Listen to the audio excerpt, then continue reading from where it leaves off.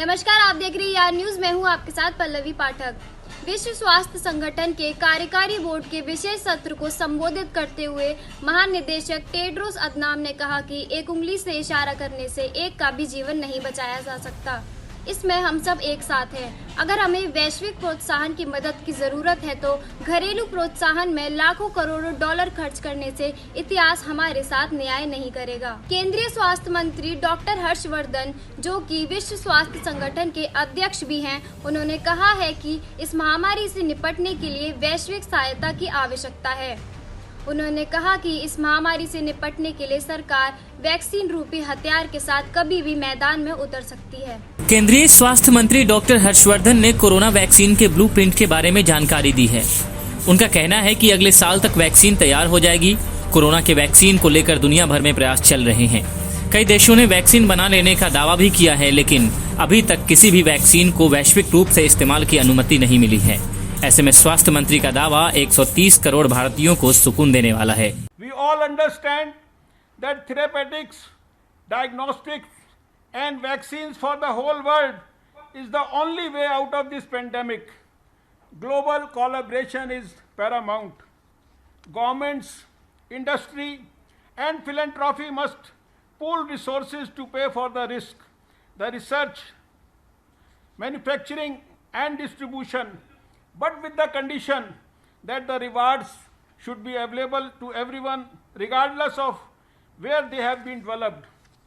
We also understand that strengthening emergency preparedness and risk management is key to addressing the health risks posed by emerging diseases and for progress towards sustainable development goals.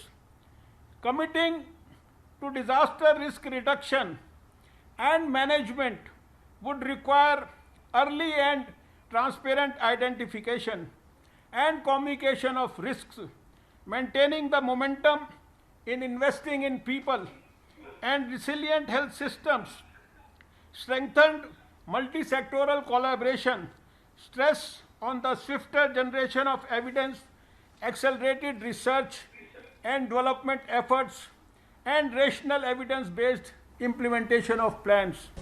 National health authority के deputy CEO विपुल अग्रवाल ने एक समाचार agency से बातचीत करते हुए कहा कि भारत कोविड-19 की महामारी के संदर्भ में खड़ा है। उन्होंने कहा कि एक विकासशील देश के लिए ये प्रतिक्रिया बहुत ही संतोषजनक है। विपुल अग्रवाल ने कहा कि भारत कोविड-19 की महामारी से निपटने के संदर्भ में खड़ा है। हमारे देश की मृत्यु दर बाकी देशों से सबसे कम है।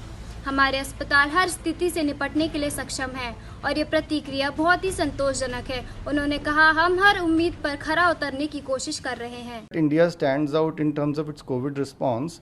If we see that when this COVID pandemic had come before us, that time our health facilities, especially if we see that the kind of infrastructure we had for PPE and masks and other sterilization, all these things, we were probably not ready or geared up at that stage. But coming from there and becoming the second largest manufacturer of PPE kits in a short span of 4 to 5 months, I think it cannot be called as less than any achievement. At the same time, if we see the kind of fatality we have, I think the fatality rate is one of the lowest if we compare it across the world, even compared with the developed countries. And if we see that during this period, not only have we geared up and increased our industrial and manufacturing capacity, at the same time the institutional capacity. Our hospitals have now become COVID ready in much more numbers than required. I think there are hardly any cases wherein the patient is not being able to get treatment because of lack of adequate number of beds. So for a country like India, which is still called a developing country, we have been able to tackle the COVID just because the state and the central government have supported, and with the support from the citizens, of course. So still a long way to go, but I think the response has been quite satisfactory, and we've been trying our best to live up to the expectation. केंद्रीय स्वास्थ्य मंत्री doctor Harshvardhan ने राज्यसभा में corona संकट पर चर्चा करते हुए कहा था, भारत में हमारे जो कैंडिडेट वैक्सीन हैं, उनमें से 3 ऐसे हैं जो तीसरे चरण में पहुंच गए हैं। अगले साल की शुरुआत तक भारत को वैक्सीन मिल जाएगी। इस दौरान स्वास्थ्य मंत्री ने यह भी बताया कि वैक्सीन आने के बाद इसका इस्तेमाल कैसे हो, इसकी योजना तैयार हो रही है। डॉक्टर हर्षवर्धन ने कोरोना वॉरियर्स की तारीफ भी की थी। वैक्सीन्स के बारे में यहाँ पर बात किया गया है, तो पहले ही दिन से वैक्सीन जो लोग बना सकते हैं, वैक्सीन पे जो लोग काम कर सकते हैं, उसके लिए हमारा साइंस एंड टेक्नोलॉजी मंत्रालय और उसके लिए हमारा जो ICMR है, उसके लिए ड्रग कंपनीज सब मिलकर और उसके लिए सारे स्टार्टअप्स को सपोर्ट देते हुए और इस विषय को भी प्रधानमंत्री जी स्वयं व्यक्तिगत तौर पर मॉनिटर कर रहे हैं। आज भी जो है हमारी स्थिति यह है कि जो वैक्सीन्स आने वाले समय में आ सकती हैं, किस समय आ सकती हैं, देश में किसको देना है, उसके लिए हाई लेवल पर एक्सपर्ट ग्रुप्स सब प्रकार की चर्चा करके 10 स्टेप की आगे की तैयारी सोचकर हर चीज़ जो है विस्तार के साथ प्लान हो रही है।